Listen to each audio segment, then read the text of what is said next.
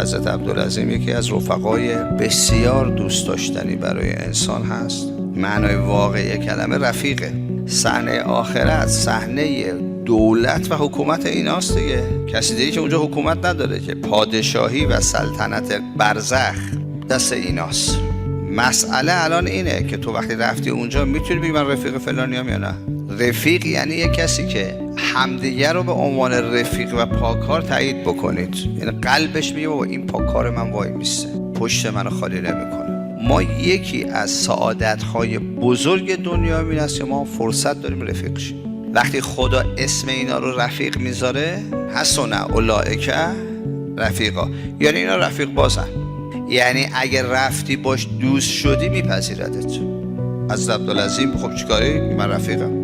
یه آره بزن قد با من رفیق میشه. از عبدالعظیم بزن قدش رفیق شی. قرآن میگه اینا رفیق شما هستن. اینا پا رو شما نمیذارن.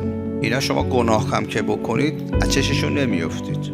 ببین الان ما آلوده گناه هم که میشیم، اوج گناه آخر پناهمون کیه؟ پناهمون حضرت عبدالعظیمه. این رفیق یعنی اینجوری نیست که چشش خود به کسی دیگه پا بذاره رو رد شه. رفیق اینجوریه، پات وای میسه. این اصلا خصوصیت رفیقه. رفیق معامله گر نیست.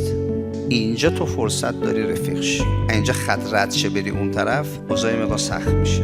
مسئله این هستش که شما باید وقتی پاتو از اینجا گذاشتی بیرون رفتی اونجا، یعنی تو کی هستی؟ من رفیق از عبدالعظیم، رفیق موسی طاهرم، رفیق حضرت حمزه هستم. قرارا شما نام کنید، زیارتنامه نام کنید، عرف الله بیننا و بینکم فی الجنه. خدا ما رو شما رو تو بهش به هم معرفی کنه. مسئله این است که تو باید دست از این غریبگی مسخرت برداری با اهل بیت، با خانواده آسمانیت، با اولیا، با انبیا. تصمیمتو بگیر. با کیا میخوای زندگی کنی؟ میخوای سمت زندگیت مورد علاقه کی باشه؟ کی میخواد تو رو بپسنده؟